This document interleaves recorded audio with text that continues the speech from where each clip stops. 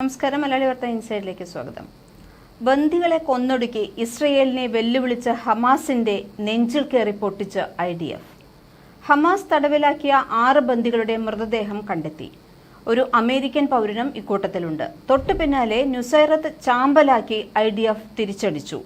ഹെർഷ് Goldberg pollen 23 വയസ്സ്, എദൻ എരുഷ്ലാമി 24, ഒറി ഡാമിനോ 25, Alex ലുബ്നോ 32, അൽമോഗ് സാരുസി 25, Carmel Gat 40 എന്നിവരുടെ മൃതദേഹങ്ങൾ കണ്ടെത്തിയെന്നാണ് ഇസ്രയേൽ പ്രതിരോധ സേന അറിയിച്ചത്. റഫയിലെ അണ്ടർഗ്രൗണ്ട് തുരങ്കത്തിൽ നിന്നാണ് മൃതദേഹങ്ങൾ കണ്ടെത്തിയത്. ബന്ദികളിൽ കാർമൽ ഗാറ്റ് ഒഴികെ മറ്റുള്ളവരെയെല്ലാം ഒക്ടോബർ 7-ന് നോവ മ്യൂസിക് ഫെസ്റ്റിവലിനിടെയാണ് ഹമാസ് തടവിലാക്കിയത്. റഫയിലെ അണ്ടർഗ്രൗണ്ട് തുരങ്കത്തിൽ നിന്നാണ് ഇവരുടെ മൃതദേഹം കണ്ടെത്തിയത്. 2-3 ദിവസം മുമ്പ് തന്നെ ഇവർ കൊല്ലപ്പെട്ടിരിക്കാമെന്നാണ് ഇസ്രയേലിന്റെ വിലയിരുത്തൽ. ബന്ദികൾ കൊല്ലപ്പെട്ടത് ഇസ്രയേൽ പ്രധാനമന്ത്രി ബെഞ്ചമിൻ നെതന്യാഹുവിന് വലിയ തിരിച്ചടി ഉണ്ടാക്കിയിരിക്കുകയാണ്. ഹമാസ് തടവിലാക്കിയ എല്ലാവരെയും ജീവനോടെ തിരികെ കൊണ്ടുവരുമെന്നാണ് നെതന്യാഹു ഉറപ്പ് നൽകിയിരുന്നത്. ഹമാസുമായി ഇസ്രയേൽ കരാറിൽ എത്തിയിരുന്നുവെങ്കിൽ 6 ബന്ദികളും ഇന്നും ജീവനോടെ ഉണ്ടാകുമായിരുന്നുവെന്ന് ഇവരുടെ കുടുംബാംഗങ്ങൾ പറയുന്നു. ബന്ദികൾ മരിച്ച വിവരം ഇന്ന് രാവിലെയാണ് അറിഞ്ഞതെന്നും അവരുടെ കുടുംബാംഗങ്ങൾ പറഞ്ഞു. അമേരിക്കൻ പൗരനും കൊല്ലപ്പെട്ടതോടെ ബൈഡൻ പൊട്ടിത്തെറിച്ചിരിക്കുകയാണ്. ഇതോടെ അതിശക്തമായ ആക്രമണമാണ് നുസൈറത്തിൽ ഇസ്രയേൽ നടത്തുന്നത്. തലങ്ങും വിലങ്ങും മിസൈൽ ആക്രമണം. നുസൈറത്തിനെ തീ വിഴുങ്ങിയിരിക്കുകയാണ്. മധ്യ ഗാസയിലെ നുസൈറത്തിൽ ഇസ്രയേൽ ആക്രമണത്തിൽ 20 മരണം റിപ്പോർട്ട് ചെയ്തു. ജനീനിൽ പ്രവർത്തിക്കുന്ന സന്നദ്ധ സംഘടനയുടെ ആംബുലൻസിനു നേരെയും ഇസ്രയേൽ സൈന്യം വെടിയുതിർത്തിട്ടുണ്ട്. അതിശക്തമായ ആക്രമണം തന്നെയാണ് അഴിച്ചുവിട്ടത്. തുരങ്കങ്ങൾ തകർത്തെറിഞ്ഞുകൊണ്ടായിരുന്നു ഇസ്രയേലിന്റെ മറുപടി. ഏകദേശം 100ഓളം പേർ ഇപ്പോഴും ഹമാസ് ബന്ദികളാക്കി വെച്ചിട്ടുണ്ട് എന്നും ഇവരിൽ പലരും കൊല്ലപ്പെട്ടിട്ടുണ്ടാകാമെന്നും ഇസ്രയേൽ സൈന്യം അറിയിക്കുന്നു.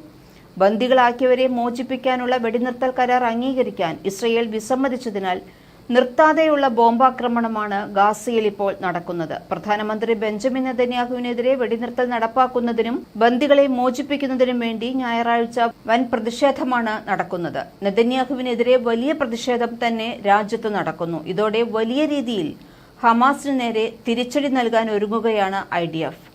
ഞങ്ങൾ നിങ്ങളെ വേട്ടയാടുമെന്ന് ഹമാസിന് നെതന്യാഹു മറുപടി കൊടുത്തിട്ടുണ്ട്. ബന്ദികളെ വധിച്ചതിന് മറുപടി തന്നിരിക്കും. ഒരു ദാക്ഷിണ്യവും പ്രതീക്ഷിക്കരുത് എന്നും നെതന്യാഹു പറയുന്നു. ബന്ദികളെ കൊലപ്പെടുത്തുന്നവർക്ക് ഗാസയിലെ വെടിനിർത്തൽ കരാർ ആവശ്യമില്ലെന്ന് നെതന്യാഹു പറഞ്ഞു.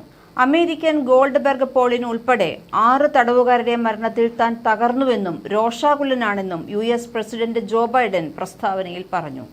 ഗാസയിലെ ഇസ്രയേൽ ബോംബാക്രമണത്തെ പിന്തുണയ്ക്കുകയും ധനസഹായം നൽകുകയും ചെയ്ത ബൈഡൻ ഹമാസ് നേതാക്കൾക്ക് ഈ കുറ്റകൃത്യങ്ങൾക്ക് മറുപടി നൽകുമെന്ന് പ്രഖ്യാപിച്ചിട്ടുണ്ട്.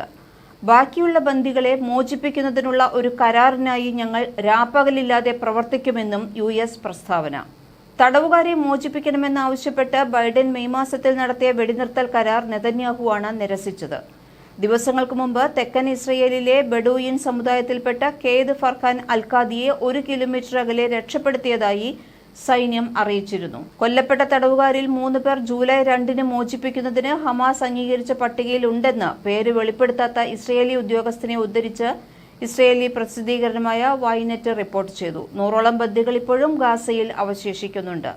ഇതേസമയം 105 പേരെ ഹമാസുമായുള്ള കരാറിൽ വിട്ടയച്ചിരുന്നു. ശേഷിക്കുന്ന തടവുകാരെ മോചിപ്പിക്കുന്നതിനുള്ള വ്യവസ്ഥയായി വെടിനിർത്തൽ ഏർപ്പെടുത്തി.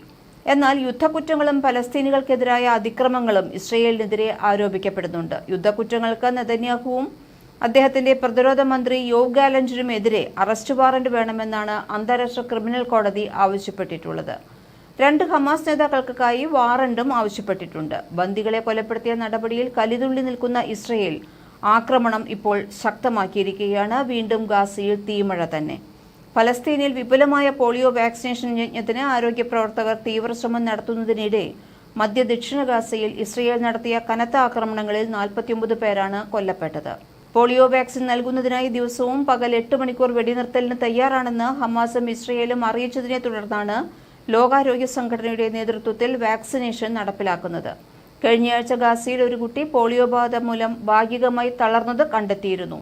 ഖാൻ യൂനിസ്, നുസറിയത്ത്, റഫ എന്നിവിടങ്ങളിലാണ് ശക്തമായ ആക്രമണം ഇപ്പോൾ നടക്കുന്നത്.